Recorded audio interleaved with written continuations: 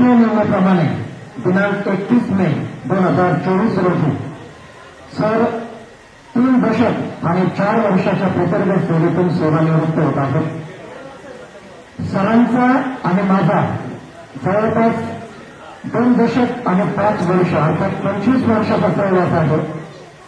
सुरुवातीला 2001 मध्ये ज्यावेळेला आम्ही या संस्थेत रुजू झालो त्यावेळेला संस्थेचे सांस्कृतिक विभाग, वक्तृत्व विभाग याची विभाग आदरणीय Shri Pawar sir, Shri Patil sir, Shri Sangdiya sir यांच्याकडे होती.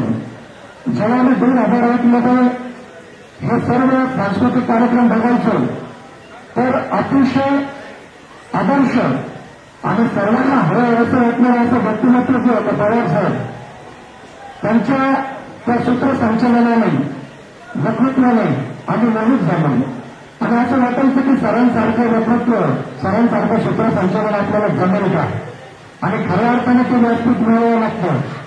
परंतु संगडिया सर, पवार सर आणि आर एस पाटील सर यांनी सांगितलं की आता नवीन फळ तयार करायचे आहे.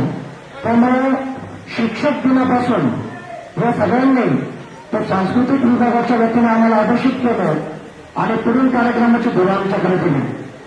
वेळेवर मार्गदर्शन करून जे काही आम्ही आज सूत्रसंचलन असेल, आता माझ्या मते हे माझं पहिलं भाषण असं आहे की याच्यापूर्वी जे काही सेवानिवृत्त झालेले सर्व सहकारी या ठिकाणी आलेले आहेत, या सेवानिवृत्तीच्या सर्व कार्यक्रमाचं सूत्रसंचलन माझ्याकडे असायचं. तर हे सूत्रसंचलन करण्याची प्रेरणा असेल, मार्गदर्शन असेल, हे श्री पवार सर यांच्याकडून आम्हाला मिळालं. त्याचप्रमाणे ज्यावेळेला Pawar sir, Soni madam retire झाल्यानंतर पर्यवेक्षक झाले, मागे डॉक्टर बापना मॅडम यांनी उल्लेख केल्याप्रमाणे अगदी एखाद्या गृहिणीला लाभेल त्याप्रमाणे पवार सरांनी स्वच्छतेचा जो पायंडा आहे तो विद्यालयात सुरू केला. सुरुवात केली होती त्यांनी पवार साहेब, तुम्ही जे टाचन होते आपले त्या टाचण्याला आपण साधारणपणे कवर लावत नसायचं, परंतु पवार सरांनी या ठिकाणी त्या टाचनवालीला एक पांढरा शुभ्र कवर आणि त्या ठिकाणी शिरस्ता असा पाळा शिस्त अशी सांगितली की पांढरं कवरच लावलं पाहिजे आणि पांढरं कवर लावून त्यावर सुशोभित हस्ताक्षरात त्यावर शिक्षकाचं नाव, सण ही परंपरा पवार सरांनी सुरू केली. आणि सगळ्यात महत्वाचं त्यांनी हा आदेश दिल्यानंतर सर्वात अभिमानाची बात आहे की विद्यालयातील सर्व शिक्षकांनी ती टाचणवाडी आणि त्या टाचणवाडीला कवर लावलेला आहे. थोडक्यात आपण जे म्हणतो क्रांती उत्क्रांती हे करण्यासाठी त्या ठिकाणी जो बदल असतो तर सुरुवातीला पचायला जरा अवघड असतं, असं वाटतं की बदल होताना हे काय आहे, परंतु पवार सरांनी तो क्रमशः विद्यालयामध्ये रुजवला. त्यानंतर मॅडमने सांगितलं की पवार सरांकडे एक डायरी आणि पेन नेहमी असायचा. पवार सरांचं आल्यानंतर साधारणपणे दुपारच्या सत्रामध्ये सर 11 आणि 11:15च्या दरम्यान तिथे येत. त्या दरम्यान आल्यानंतर दिवसभरात काय करायचं आहे त्याची सगळी चर्चा केल्यानंतर पवार सर दिवसभरात त्या सर्व अध्ययन, अध्यापन, सांस्कृतिक असेल, सहशालेय असेल त्या उपक्रमांची अंमलबजावणी दिवसभर करायचे. आणि सगळ्यात महत्वाचं पवार सर या ठिकाणी जरी पर्यवेक्षक होते परंतु शिक्षकाच्या रूपात स्टेजवरचा एकदा ताबा घेतल्यानंतर ज्या वेळेला समजा काही अनुदानाची परिस्थिती असेल, निवडणूक ड्युटी असेल किंवा प्रशिक्षण असेल त्यावेळेला शिक्षक नसताना पवार सर दिवसभर सुद्धा शाळा एकटे सांभाळू शकत होते. हा त्यांचा हात खंड होता, तेवढं पवार त्यांच्यामध्ये होती.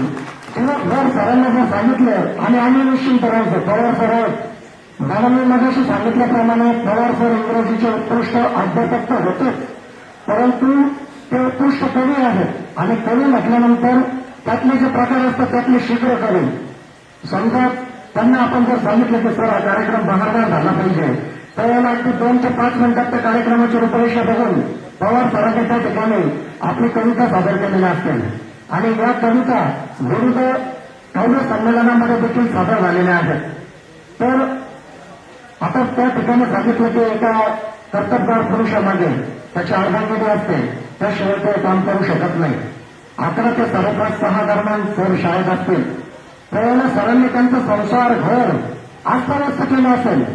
अस्ताव्यस्त या अर्थे ते घाईने शाळेसाठी, शाळेच्या वेळेच्या संस्कारासाठी त्यांनी त्या ठिकाणी आपल्या अर्धांगिनीला मदत केली म्हणून असेल, परंतु हे सगळं अस्तव्यस्त संसार जो आहे तो त्या ठिकाणी व्यवस्थित लावण्याचं काम पवारसाहेबांनी केलेलं आहे. त्यामुळे पवार सरांबरोबरच पवारसाहेबांसाठी आपण जोरदार टाळ्या वाजवल्या.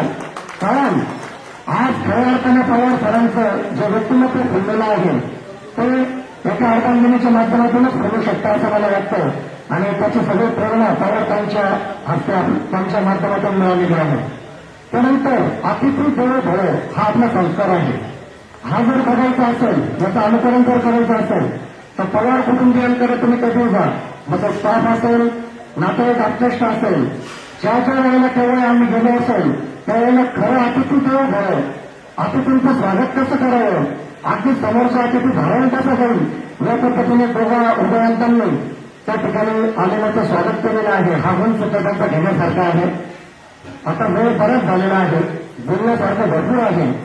पवार साहेब आपली आर्थिक स्थिती चांगली आहे, कुटुंब स्थिर चालत आहे.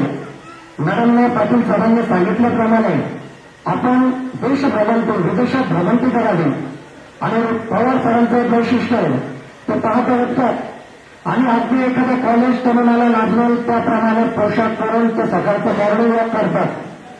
मॉर्निंग वॉक झाल्यानंतर नामदेव बाबाचे जे योगा आहेत ते योगा करून पवार सर त्यांच्या दिनचर्येला सुरुवात करतात.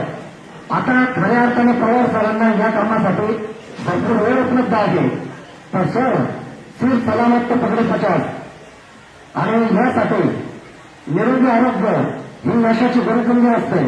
आजपर्यंत आपण तो सांभाळलेला आहे, यानंतर देखील खऱ्या अर्थाने आपल्याला साकारायचं आहे. कारण हे नाही पूर्ण झाल्यानंतर उर्वरित आयुष्यासाठी खऱ्या अर्थाने आनंद घ्यायचा असेल तर पद्धतीने साथ दिली पाहिजे.